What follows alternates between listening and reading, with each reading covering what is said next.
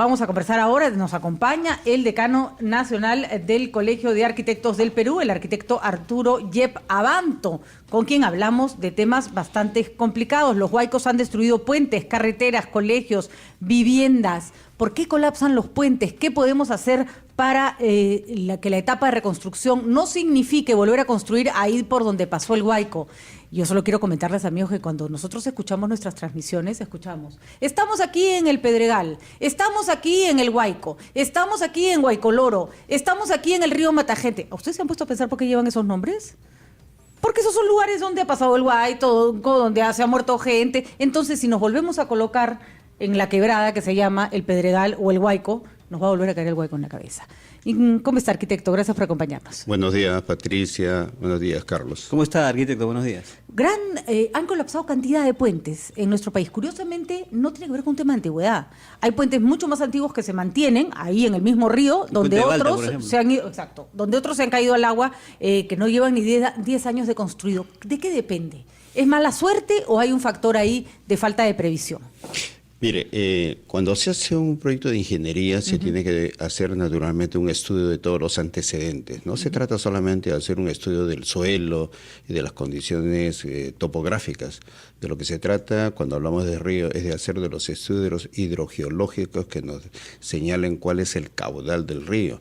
Y ahí viene el gran tema, porque no se trata de solamente tomar la referencia de los últimos 5 o 10 años.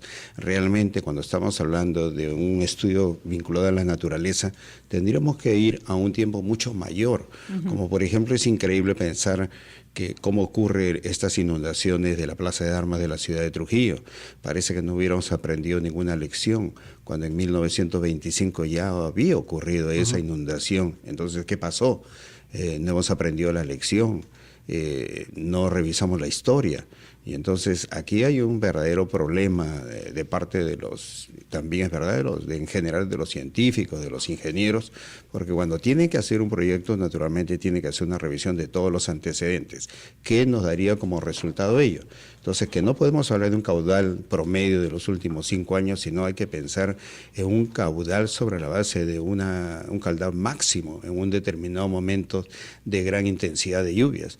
Y entonces, sobre esa base vamos a sacar la conclusión de que los puentes deberían ser más largos para permitir una evacuación de flujo mayor. Naturalmente también hay la ingeniería para plantear esas soluciones, ¿no? Y esa ingeniería significa probablemente mayor ensanchamiento, ¿no? Con diferentes posibilidades digamos, de canalizar aguas de mayor magnitud. Todo tiene solución, y no solamente plantear una ingeniería que tiene que estar el puente a nivel del suelo natural, sino incluso, ¿por qué no?, plantear puentes que van un poco más alto de una altura del suelo natural para prever ese tipo de situaciones. O sea, que es increíble que las aguas en estos momentos casi están al nivel del nivel del puente. Lo tapan, y eso, ¿no? y eso es absurdo, ¿no? Es absurdo que, por ejemplo, las aguas del puente desplacen la losa del puente, no tiene sentido, ¿no? ¿Qué pasó ahí con la ingeniería, ¿no? Eso pasa, por ejemplo, con el puente Huaycoloro, ¿no? Exactamente. Porque es llamativo la baja altura que tiene, es muy fácil que aumenta el caudal del río Huaycoloro y eso tapa definitivamente el puente. Por eso es que el ministro habló de hacer un puente mucho más alto, ¿no? Que creo que debe ser hace no sé cuántos años. ¿Cuántas veces se ha desbordado el río? Sí. Como usted dice, y no hemos aprendido.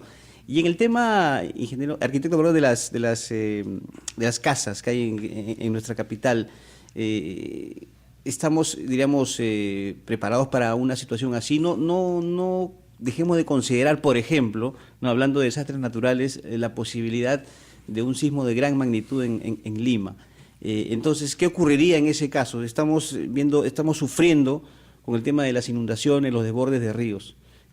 ¿Cómo evalúa usted esa situación?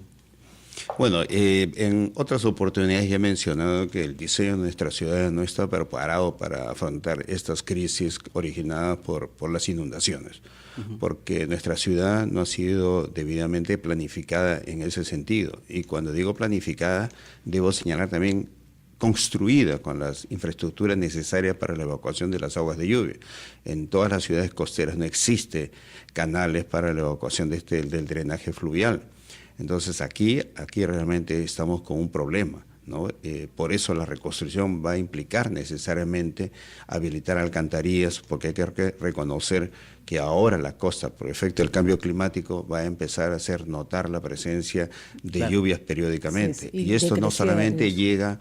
Y esto no solamente llega propiamente al diseño de una nueva infraestructura que por su naturaleza es pública, sino además en el caso de las edificaciones privadas, también ya tenemos que pensar que en todos los casos no es que tengamos que pensar en una solución de techos planos, deberíamos tomar la previsión de que en aquellas superficies planas que coloquemos se dé la solución al drenaje pluvial, ¿no? Eso es importante. Muy bien, arquitecto. Entonces, falta mucha urbanización y tal vez estas desgracias que casi dejan algunas zonas del país para una construcción de cero sirvan para reordenar aquello que no hemos ordenado y que no hemos planificado adecuadamente. Es cierto, por supuesto, ¿no? Es importante ahora que en este proceso de reconstrucción se tenga que incorporar a todas las recomendaciones que ya corresponden propiamente a un plan de prevención de desastres, ¿no? Hay que incorporar la gestión de riesgos como para enfocar la nueva orientación de los planes urbanos, un aspecto que absolutamente ha sido descuidado. Y llama la atención, mire, llama la atención que en el mismo reglamento de acondicionamiento territorial, que es el instrumento que regula la formulación de los planes urbanos, no se le pone la importancia necesaria en el capítulo de gestión de riesgo. O sea, es como un capítulo más. Y si uno revisa los instrumentos de gestión, obviamente se habla de la zonificación, se habla del sistema vial, de los proyectos de inversión, pero no hay un énfasis importante de la gestión de riesgos. Entonces, lo querramos o no lo querramos, hay que hacer una autocrítica, una evaluación en todas las instancias. Desde la misma instancia nacional no se le enfocó con la seriedad que corresponde, a pesar de la historia de catástrofe que tenemos por esos dos motivos. Claro. Los motivos de excesiva precipitación pluvial, como también el caso de los terremotos o de los sismos, ¿no? Muy bien. Muy bien, muchísimas gracias. Entonces, al arquitecto Arturo Yep Abanto, decano nacional del Colegio de Arquitectos del Perú. Nos vamos a una pausa.